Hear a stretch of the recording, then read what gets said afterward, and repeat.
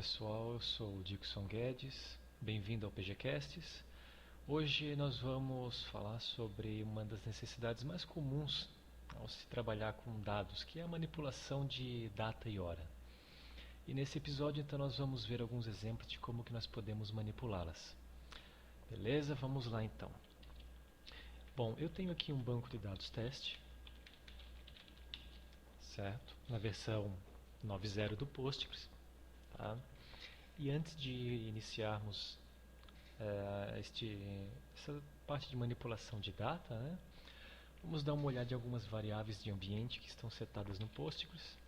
A primeira variável que nós vamos analisar é a variável DateStyle, que ela mostra qual é o estilo, no caso, qual o formato que as datas serão apresentadas. Serão mostradas em formato ISO, dia, mês e ano. Tá? Outra variável que nós podemos verificar é a variável TimeZone, que no caso está local time, então ela vai utilizar o meu time zone local, certo? Isso significa que se eu der um select now para me mostrar qual é o horário agora, ele me mostra ali o horário com time zone -3, e se eu setar, por exemplo, essa variável time zone para GMT, por exemplo, ele está agora, pronto, ele mostra o meu horário diferente, com deslocamento, certo? E o time zone correto. Então isso é importante você saber. Essa é uma variável que pode ser setada tanto na configuração do Postgres quanto no cliente. Tá? Preferencialmente, você pode setar isso no cliente, que o cliente acaba definindo com que horário ele vai trabalhar. Isso permite que um banco de dados esteja em um determinado local geográfico, o cliente em outro, e esse cliente trate a manipulação de datas conforme a sua hora local. Tá?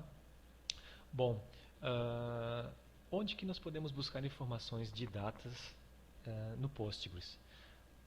Na página do Postgres, tá? Você pode buscar a documentação, né? Nós já tínhamos visto isso no episódio 1, a documentação, a versão corrente nós queremos,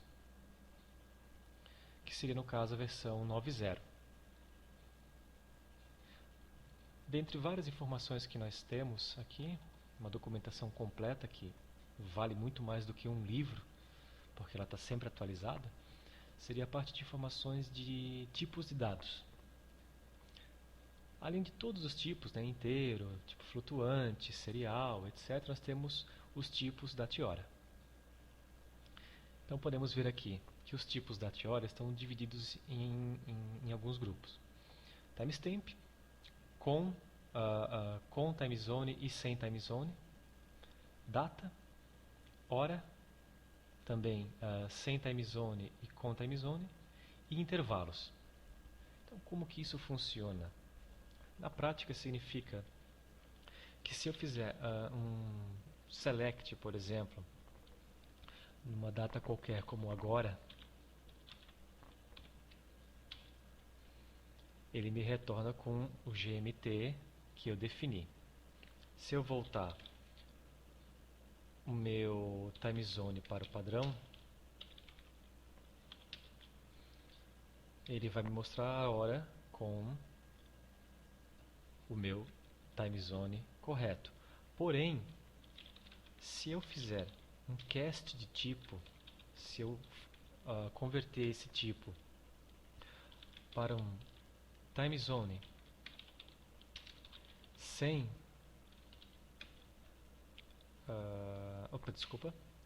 timestamp sem time zone,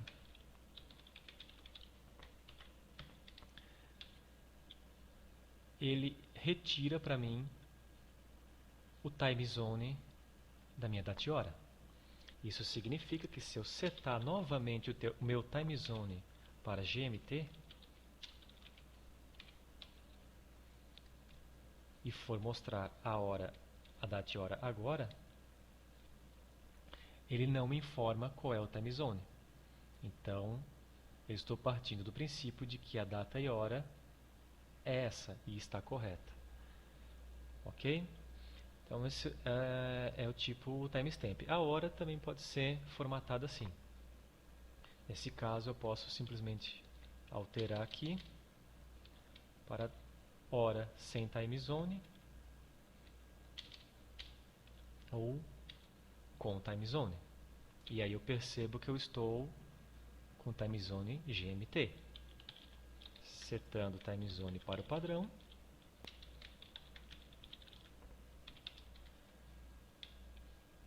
Pronto, eu tenho a minha hora e o meu time zone. Ok? Uma outra forma de você trabalhar com datas dentro do Postgres seria você trabalhar com intervalos. Intervalos são muito úteis para a questão de manipulação relacionada à soma, extração, subtração de datas no caso, né? Então, o tipo interval no caso, né, que é o tipo de intervalos do Postgres, ele pode ser utilizado de diversas formas. Então, por exemplo, aqui vamos pegar o horário atual, select now. Esse é um horário, uma data e hora isolada. Se eu somar um intervalo de um dia, ele vai me retornar essa data e hora somada em um dia. Se eu fizer o mesmo para um dia e 2 horas,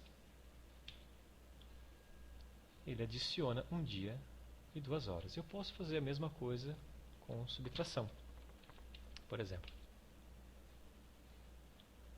Certo? Então, por exemplo, se você deseja manipular uma data adicionando dias e horas, uma das opções para você fazer isso é utilizando o tipo interval. No caso, se você for verificar na própria documentação, ele explica diversos formatos que você pode utilizar, como que você pode formatar um timestamp, inclusive a precisão de cada tipo, certo? No caso Postgres, como você pode ver aqui na documentação, ele consegue trabalhar com datas de 4713 a.C. até 294.276 depois de Cristo. Tá? Então, no caso, seria a parte de trabalhar com datas. Né? Outra coisa que é bastante interessante no Postgres é que, como ele segue bem o padrão SQL e como ele determina forte tipagem em seus atributos, você consegue definir uma restrição de datas bastante forte. Nesse caso, se você for verificar, por exemplo, vamos botar uma data aqui. Ó, ele mostrou normalmente porque ele não está considerando isso aqui uma data. Ele está considerando isso aqui uma string. Se eu for somar um dia, por exemplo, ele dá um erro. Ele diz que não é uma entrada válida. Correto? Por quê? Porque isso precisa ser convertido em data. Se eu for converter isso em data,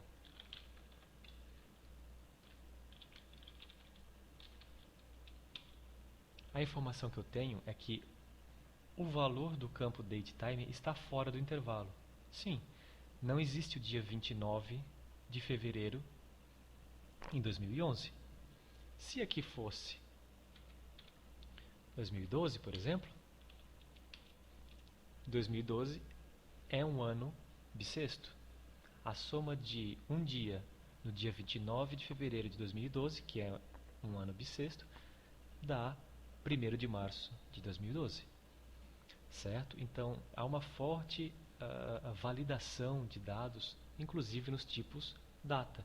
Isso permite você não inserir no banco de dados datas inválidas. Perfeito? Então, no caso, como você pode ver, né, ele aceitou o 29/2. Porém, obviamente, se você colocar aqui 30/2, ele não vai aceitar. Por quê? Porque não existe 30 de fevereiro. Isso é um erro, ok? Nesse caso de manipulação de datas, vejamos alguns exemplos aqui manipulando uma tabela. Eu tenho uma tabela aqui de pagamentos, payment, e essa tabela tem uma data de pagamento. Ela é um timestamp sem time zone, ok? Eu posso trabalhar esse campo manipulando datas. Vejamos, então, eu quero, por exemplo, saber qual é a menor data e a maior data que eu tenho nesse campo. Eu posso usar a função de agregação min, payment date from payment. Ah lá, a menor data é essa, a maior data é essa. Para eu enxergar melhor esse intervalo, eu posso fazer tudo junto. Ok. Posso obter uma diferença entre esses dois campos. Por exemplo, a menor data menos a maior data. Dá uma diferença negativa, né? Se eu trocar isso aqui, né, vou ter o mesmo valor, porém positivo de uma maneira melhor visualizável. Certo? Então, eu tenho uma diferença entre a primeira data e a segunda data de 109 dias, 16 horas, 22 minutos e 33 segundos. Então, o primeiro pagamento foi feito no dia 24 de 1 de 2007, às 21 horas, e o último às 14 de 5 de 2007, às 13h44. Perfeito?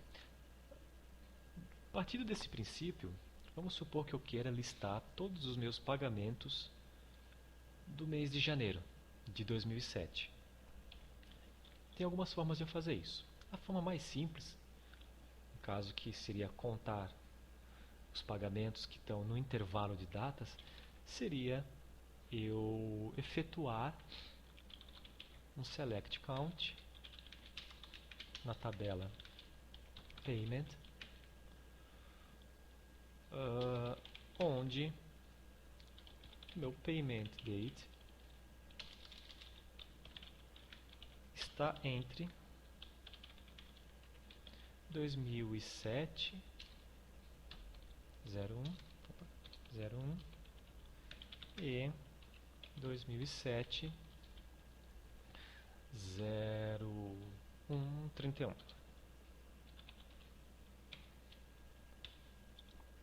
(1008 pagamentos, ok?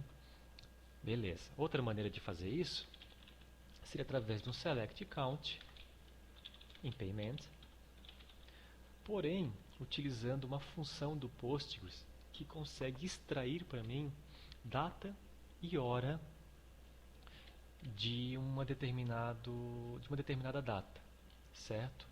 Data, hora, na verdade, ele consegue extrair ano, mês, dia, enfim. Então eu vou utilizar essa função, que é a função extract. Então eu vou extrair o ano a partir do payment date e ver se ele é igual a 2007. Se eu fizer isso, vão retornar todos os pagamentos de 2007, que são todos na verdade. Se eu mudar essa query e botar aqui que além disso ele vai ter que extrair o mês from payment date, e esse mês vai ter que ser o mês 1, ou seja, o mês de janeiro. Retornou 1157 registro. Bom, se eu for avaliar então essa consulta em comparação a essa aqui, uma delas deve estar errada. Provavelmente a que está errada deve ser essa aqui, porque essa função, essa consulta, ela possui uma função muito específica. Uma função que extrai o ano de uma data e extrai o mês de uma data. E está muito preciso isso aqui. 2007, mês 1. Porém, essa aqui, ela já parte de uma certa inferência. Payment date, na verdade, ele é um timestamp e não uma data. E eu estou comparando com uma data. Estou esquecendo a parte da hora. O que acontece é que quando defino uma data assim, quando eu uso uma data nesse tipo, implicitamente essa data contém meia-noite daquele dia. Então eu estou, na verdade, perguntando para o meu banco, estou pedindo, na verdade, para o meu banco contar todos os pagamentos cuja data do pagamento está entre meia-noite do dia 1º de 1 de 2007 e meia-noite de 31 de 1 de 2007. Logo, os pagamentos que foram feitos depois da meia-noite do dia 31 provavelmente não estão aparecendo. Se eu contar quantos pagamentos eu tenho, onde a minha data do pagamento é maior que 2007 0131 e menor que 2007 01 02 01, podia usar o Between? Poderia também, tá? Só estou mostrando que também funciona com data, ok? Eu tenho 149 registros que estão entre 31 do 1 e 1º do 2 exclusive. Então, na verdade, esses registros estão lá, porém não estão sendo contados. O que eu tenho que fazer então? Voltar naquela consulta que possui o erro e eu tenho que forçar uma conversão de tipo. Eu tenho que pegar a data do pagamento, forçando ela como uma data. E aí sim eu vou ter os 1157 registros conforme essa consulta. Então é algo que tem que se prestar bastante atenção, porque payment date, na tabela, payment, ele é um timestamp, certo? Bom, outra maneira de você fazer esse cast que eu fiz aqui, que é um pouco mais curto, mas é algo que é diferente do padrão SQL, enquanto que cast você utiliza baseado no padrão SQL. Esse outro formato aqui, que é específico do Postgres, também funciona, certo? É um pouco mais curto e um pouco mais legível também, ok? Uma outra maneira de trabalhar com esse mesmo objetivo de buscar todas as datas de um determinado mês, sem utilizar o extract ou utilizar o between, é você utilizando uma função do Postgres.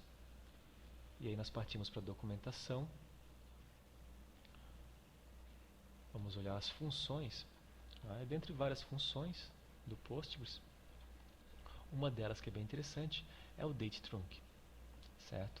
O dateTrunc, ele trunca, no caso um timestamp, tá? Na precisão especificada. Se você for verificar a seção aqui com mais explicações, tá lá, ó, ele pode no caso truncar em microsegundos, milissegundos, segundos, minutos, horas, data e assim vai. Alguns exemplos aqui, nós queremos truncar a nossa pesquisa num determinado ponto da nossa data. Então vamos fazer alguns testes aqui. Vamos pegar o dateTrunc e vamos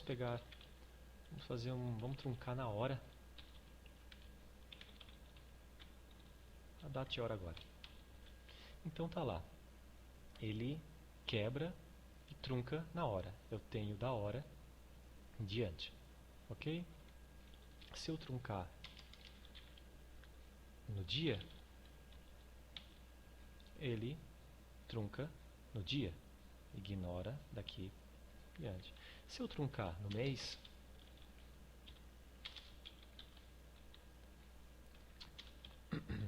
ele me retorna o 1º dia do mês. Ok? Então, partindo desse princípio, o que eu posso fazer? Eu posso fazer um select que vai me contar lá da minha tabela de payment quais são os meus registros onde eu truncando a data pelo mês da minha coluna payment date, quais são os registros que me retornam 2007, 01, 01, 00, 00, 00. Mais ou menos esse padrão aqui. Ok? 1157 registros. Eu ainda poderia forçar isso como data e ignorar a porção da hora aqui. Ok? Então eu ficaria com o mesmo resultado. Partindo desse princípio, uma brincadeira que a gente pode fazer aqui, que é interessante pela manipulação de dados, nós vimos lá o intervalo e nós vimos agora o date trunc. Com o date trunc e o intervalo combinados, nós podemos obter alguns dados para a nossa aplicação, de maneira simples e através do próprio select. Por exemplo aqui, se eu fizer um select agora e somar um intervalo de um ano, vamos usar em inglês, né? Eu tenho a data um ano daqui para frente. Se eu pegar agora e truncar no ano, a minha data de hoje, por exemplo, eu tenho o primeiro dia do ano. Se eu quiser obter o último dia do ano, como que eu faço? Uma maneira que eu posso fazer seria utilizar parte desse código aqui, porém fazer o seguinte: eu vou pegar o primeiro dia do próximo ano, na verdade, então eu vou somar aqui um intervalo de um ano e trunco. Eu obtenho assim o primeiro dia do próximo ano. A partir desse dia, eu diminuo o intervalo de um dia e eu obtenho o último dia do ano. Essa mesma lógica ela pode ser utilizada com mês, por exemplo. Você pode adicionar um mês, pegar qual é o próximo mês, né? Então você adiciona um mês nessa data e trunca pelo mês. Diminui o intervalo de um dia. Logo você obtém o último dia do mês. Então, enquanto um date trunc retorna, um date trunc month, no caso, retorna para uma determinada data o primeiro dia daquele mês, você pode obter o último dia do mês também com um pouco de brincadeira aqui. Beleza? Adicionado a isso, você tem um leque de funções que você pode utilizar no Postgres para manipular data. Então você pode manipular data somando, você pode fazer somas, você pode fazer diminuições, você pode multiplicar. Por exemplo, 90 vezes o intervalo de um segundo dá um intervalo de 15 minutos. Okay? Algumas funções ajudam você a trabalhar com as datas de uma maneira um pouco mais expressiva, como a função age, por exemplo. Então nós podemos, por exemplo, pegar aquela nossa tabela de pagamentos e listar, por exemplo, todas as datas, payment date. Nós temos todas as datas aqui. Podemos expressá-las por extenso, usando a função age, por exemplo.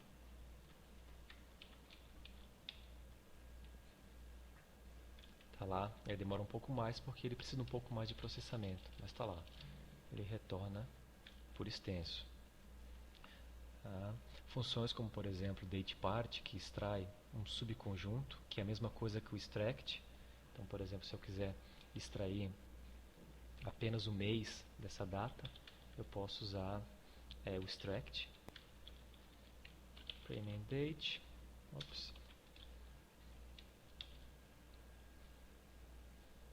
Então, ele me extrai o mês.